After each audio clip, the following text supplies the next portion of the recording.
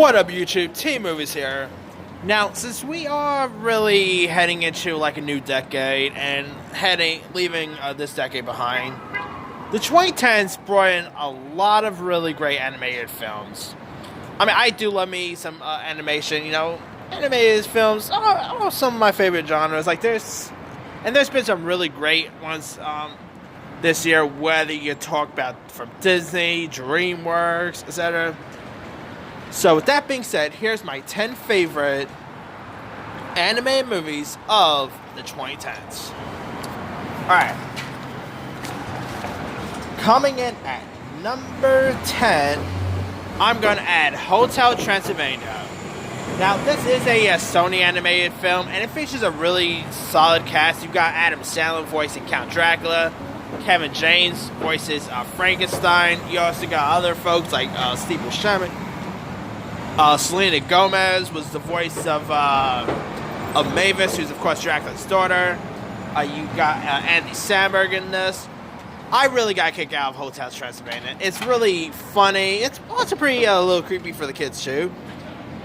And whoever knew that Adam Sandler will do Dracula perfectly. I really quite like the Adam Sandler's of. Granted, it's the anime, but still, I really like his portrayal of Dracula. And yeah, if you guys haven't really seen Hotel Transylvania yet, there's also a second and third one. They're pretty fun animated flicks. And we are getting a fourth one in 2 more years, so yeah, the Hotel Transylvania movies are never going away. Alright, coming in at number 9, I'm going to add Inside Out. Now, whoever knew that a movie about, feelings inside your head will actually work out well. Whether it's disgust, anger, joy, sadness. I mean, it's actually much better than it had any intentions being. You're definitely going to need some tissues. This thing had a great voice cast. You had people like Amy Poehler, Bill Hader, Richard Kind. You also had lots of great voice casts. I can't even remember them off the top of my head. But yeah, it has some really good voices. It's really fun. It's really cute, charming. Definitely very sad. So yeah. But yeah, if you guys haven't really seen Inside Out, it was of course the anime film that won Best Animated Feature at the Oscar, and a well-deserved win. So definitely go check out Inside Out if you guys haven't seen that. All right. Coming in at number 8, it is Zootopia. Now, I really quite like Zootopia. I found this, it's another Disney film, yes. But Zootopia, features a world of what will, the world be like if, if animals, inhabit the universe and all. You got people like Jennifer Goodwin was the voice in this. You got Jason Bateman. I mean, an anime film about a rabbit, a bunny, and a fox teaming up. Not bad there. You also had other people like Shakira, Idris Elba, J.K. Simmons. It was from the same director of Wreck-It Ralph and loads of other good anime stuff. Yeah, Zootopia also won the Oscar for Best Anime Feature, which, even though I love the film, I didn't think it... My number 7, I think, should have won instead, but Zootopia was still great, so it's still deserving win. Alright. Number 7. Now, this is the movie that should have won the Best Animated Feature. That is Moana. Moana is really great. I mean, come on, Dwayne Johnson as the voice of a semi-god Maui. What more can you ask for there? Movie had, music by Lin-Manuel Miranda. Great songs, You got that song, How Far I'll Go, which I think should have won the Oscar for Best Original Song, but sadly it didn't. I love Zootopia, but I still think this movie should have been the one to win the Oscar for Best Animated Feature, because it's actually a better film. But yeah, of course you also had Aaliyah Cavallo voicing the Tyro. You also had Nicole Scherzinger. And, Dwayne Johnson saying "You're welcome" is always a given. I wonder if we're ever going to get a sequel, though. But anyway. If you guys haven't seen Moana yet, give it a shot. Great visuals. really great storytelling. Definitely give Moana a shot if you guys haven't seen that one. Alright. Number 6, I'm going to add Frozone. Now, I know it's a cool thing to hate on Frozone, but I really get a guy kick out Frozone. Like Moana, this also has some really great songs, like the Suck Inside Your Head song, Let It Go. And you also had Idina Menzel as the voice of Elsa. Really great voice acting there. Josh Gad as the voice of the Scene Stealer Snowman Olaf was terrific. Kristen Bell as Anna was amazing. You know, like I said, this has some great music. Movie, of course, won like 2 Oscars. It won for Best Animated Feature and Best Original Song. So yeah, if you guys haven't really seen Frozen, yeah, again, who still haven't seen Frozen by now? But yeah, Frozen is still really great. And part 2 is actually as good, so maybe we'll get part 3. Who knows? Alright, coming in at number 5, I'm going to add Spider-Man Into the Spider-Verse. This is a masterpiece of a film. You know, I mean, an animated movie about Spider-Man featuring Miles Morales instead of Peter Parker, that sounded a little far-fetched. But it shows that, you know, you could probably do a Spider-Man movie without... without Peter Parker, and this movie really showed it. You had to make more voicing the entire voicing Spider-Man, aka Miles Morales. You also had Jake Johnson voicing Spider-Man. I mean, Nick Kroll voiced Spider-Ham. Not Nick Kroll. Other big mouth dude. John Mulaney voiced Spider-Ham. Yeah, I mean, Nick Cage as Spider-Noir. What more can you ask for there? Yeah, this movie is... And of course, ended up winning the Oscar for Best Animated Feature and a well-deserved Oscar win. It did really amazing movie, and now we are getting a sequel in like 3 more years. So sad we gotta wait for 3 more years for a sequel, but hopefully the wait will be worth it now. All right, coming in at number 4, it is Incredibles 2. Now, this is probably not as great as the first Incredibles, but Incredibles 2 was hands down awesome. I mean, this time around you had Holly Hunter's Elastigirl, you know, at the center stage of it, and you of course had Sam Jackson reprising his voice role as Frozone. Yeah, Incredibles 2 was amazing. I mean, the wait was definitely worth it. You know, it was really funny. It was entertaining. Had lots of heart to it. Great action. Well, not as good as the first Incredibles. Incredibles 2 was still hands down such an awesome film to watch, and maybe we'll get a part 3. Who knows? But hopefully we don't have to wait for. Hopefully we don't have to wait for 15 years for another one. But we'll see. All right, coming in at number 3, it's the film that should have won Best Animated Feature at the Oscars, but for some reason it wasn't even nominated. Number 3 goes to the Lego Movie. Now, the Lego Movie, I literally thought a Lego movie sounded like a dumb idea. It just really sounded stupid. I mean, a movie about these Lego building blocks, how could that be turned into a film? But it worked with the Lego Movie.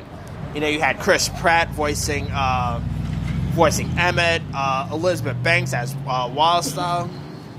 I mean, you had Will Ferrell voicing President Business.